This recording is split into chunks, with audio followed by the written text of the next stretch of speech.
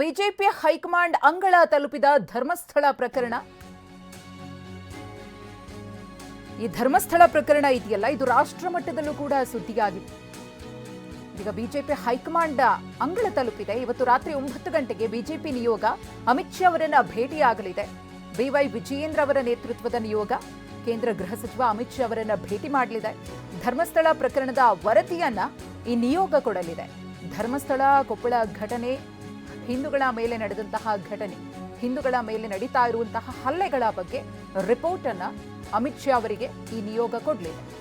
ಅದರಲ್ಲೂ ಧರ್ಮಸ್ಥಳದ ವಿಚಾರದಲ್ಲಿ ಆಗ್ತಾ ಇರುವಂತಹ ಬೆಳವಣಿಗೆಗಳನ್ನ ನಾನು ಗಮನಿಸ್ತಾ ಇದ್ದೀನಿ ಅಂತ ಅಮಿತ್ ಶಾ ಅವರು ಕೂಡ ಈಗಾಗಲೇ ಹೇಳಿದ್ದಾರೆ ಅನ್ನೋ ಮಾಹಿತಿ ಇದೆ.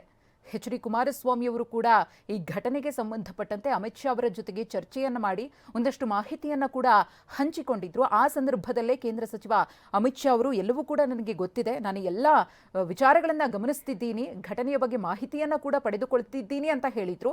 ಇದೀಗ ಬಿಜೆಪಿ ನಿಯೋಗವೂ ಕೂಡ ಅಮಿತ್ ಶಾ ಅವರನ್ನ ಭೇಟಿಯಾಗಿ ಇದುವರೆಗಿನ ಬೆಳವಣಿಗೆಗಳ ಬಗ್ಗೆ ಸಂಪೂರ್ಣವಾದ ವರದಿಯನ್ನ ಅಮಿತ್ ಶಾ ಅವರಿಗೆ ಕೊಡಲಿದೆ.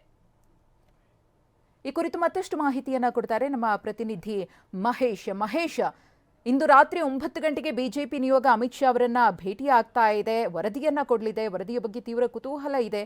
ಏನೆಲ್ಲ ಮಾಹಿತಿ ಇರಬಹುದು ಅಂತ ಹೇಳಿ ಬಿಜೆಪಿ ನಿಯೋಗ ಕೊಡುವಂತಹ ಈ ರಿಪೋರ್ಟ್ನಲ್ಲಿ.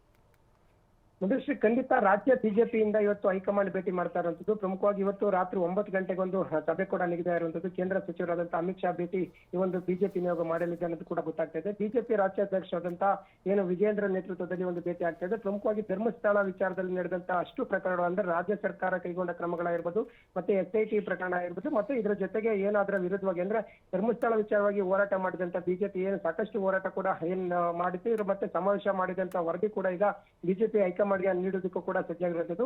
ಧರ್ಮಸ್ಥಳದ ಜೊತೆಗೆ ಕೊಪ್ಪಳದಲ್ಲಿ ನಡೆದಂತ ಒಂದು ಏನು ಗವಿಸಿದ್ದಪ್ಪ ಏನು ಕೊಲೆ ಪ್ರಕರಣ ಇರೋದು, ಮತ್ತೆ ಇದರ ಜೊತೆಗೆ ಇತರ ಒಂದು ಹಿಂದೂಗಳ ಮೇಲೆ ನಡೆದಂತ ಏನು ಹಲ್ಲೆಗಳ ಕುರಿತು ಕೂಡ ಮಾತುಕತೆ ಕೂಡ ಏನು ಮಾಡೋದಕ್ಕೆ ಈಗ ಆ ರಾತ್ರಿ ಸಭೆ ನಿಗದಿ ಆಗಿರುವಂತದ್ದು. ಮತ್ತೆ ಇದ್ರ ಜೊತೆಗೆ ಈಗಾಗಲೇ ಮದ್ದೂರಿನಲ್ಲಿ ನಡೆದಂತ ಲಾಠಿ ಚಾರ್ಜ್ ವಿಚಾರವಾಗಿ ಅಂದ್ರೆ ನಿರಂತರವಾಗಿ ರಾಜ್ಯ ಸರ್ಕಾರದ ವೈಫಲ್ಯಗಳನ್ನ ಒಂದು ಪಟ್ಟಿ ಮಾಡಿ ಈಗ ಬಿಜೆಪಿ ನಿಯೋಗ ಏನು ಹೋಗ್ತಾ ಇರುವಂತದ್ದು. ಇದರಲ್ಲಿ ವಿಜೇಂದ್ರ ಇರ್ಬೋದು, ಮತ್ತೆ ವಿರೋಧ ಪಕ್ಷದ ನಾಯಕರಾದಂತಹ ಆರ್ ಅಶೋಕ ಇರ್ಬೋದು, ಮತ್ತೆ ಛಲವಾದಿ ನಾರಾಯಣ ಸ್ವಾಮಿ ಸೇರಿದಂತೆ ಮತ್ತೆ ಮಂಗಳೂರು ಭಾಗದ ಒಂದು ಶಾಸಕರು ಮತ್ತೆ ಒಂದು ಸಂಸದರು ಕೂಡ ಒಂದು ಸಭೆಯಲ್ಲಿ ಏನು ಭಾಗಿಯಾಗ್ತಾರೆ ಅಂತ ಹೇಳ್ಬೋದು. ಮತ್ತೆ ಪ್ರಮುಖವಾಗಿ 9 ಗಂಟೆ ನಿಗದಿಯಾದಂತ ಸಭೆಯಲ್ಲಿ ಎಷ್ಟು ಕೂಡ ಅಂದ್ರೆ ಮಂಗಳೂರು ಭಾಗದಲ್ಲಿ ನಡೆದಂತ ಏನು ಈಗಾಗಲೇ ಸಾಕಷ್ಟು ಒಂದು SIT ವಿಚಾರದಲ್ಲಿ ರಾಜ್ಯ ಸರ್ಕಾರ ಕೈಗೊಂಡ ಕ್ರಮಗಳಾಗಿರ್ಬೋದು, ಮತ್ತೆ ಎಲ್ಲೋ ಒಂದ್ ಕಡೆ ಇದೆಲ್ಲ ಫೇಲ್ಯೂರ್ ಆಗಿದೆ, ಮತ್ತೆ ಹಿಂದೂಗಳ ಭಾವನೆಗೆ ಧಕ್ಕೆ ತಂದಂತ ವಿಚಾರಗಳು ಕೂಡ ಎಲ್ಲೋ ಒಂದ್ ಕಡೆ ಜನರು ಸಾಕಷ್ಟು ಒಂದು ಆಕ್ರೋಶ ಕೂಡ ಹೊರಹಾಕಿದ್ರು. ಈ ಹಿನ್ನೆಲೆಯಲ್ಲಿ ಬಿಜೆಪಿ ನಿರಂತರವಾಗಿ ಹೋರಾಟ ಮಾಡಿತ್ತು. ಈ ಹಿನ್ನೆಲೆಯಲ್ಲಿ ಅದರ ಸಂಪೂರ್ಣವಾಗಿ ಹೋರಾಟ ಮಾಡಿದ್ವಿ, ಮತ್ತೆ ಸಮಾವೇಶ ಕೂಡ ಮಾಡಿದ್ವಿ. ಈ ಹಿನ್ನೆಲೆಯಲ್ಲಿ ಸದ್ಯ ಇಷ್ಟು ವರದಿಯನ್ನ ನಾವು ಏನು ಹೈಕಮಾಂಡ್ಗೂ ಕೂಡ ನೀಡೋದಕ್ಕೂ ಕೂಡ ಸಿದ್ಧಾಗಿದ್ದೀವಿ ಅನ್ನೋದು ಕೂಡ ಈಗ ವಿಜೇಂದ್ರ ಮಾತಾಡಿರುವಂತದ್ದು. ಪ್ರಮುಖವಾಗಿ ರಾತ್ರಿ ಇಷ್ಟು ವರದಿಯನ್ನ ತೆಗೆದುಕೊಂಡು 9 ಗಂಟೆಗೆ ಸಭೆಯಲ್ಲಿ ಸಂಪೂರ್ಣವಾಗಿ ಚರ್ಚೆ ಮಾಡ್ತಾರೆ. ಇದಾದ ನಂತರ ಮುಂದಿನ ಒಂದು ಏನು ಧರ್ಮಸ್ಥಳ ವಿಚಾರ ಯಾರಾದ್ರೂ ಈ ತರ ಅಪಪ್ರಚಾರ ಮಾಡೋದ್ರ ಮುಂದಾದ್ರೆ ಮತ್ತೆ ಕೇಂದ್ರದಿಂದ ಏನಾದ್ರೂ ಹೆಚ್ಚಿನ ಒಂದು ತನಿಖೆ ಕೂಡ ಮಾಡುವಂತ ನಿಟ್ಟಿನಲ್ಲಿ ಏನು ಒತ್ತಾಯ ಮಾಡೋದಕ್ಕೆ ಕೂಡ ಪ್ರಯತ್ನ ಮಾಡಲಾಗ್ತಿದೆ. ಮಧುಶ್ರೀ, ಧನ್ಯವಾದ ಮಹೇಶ್ ತಮ್ಮ ಮಾಹಿತಿಗಾಗಿ.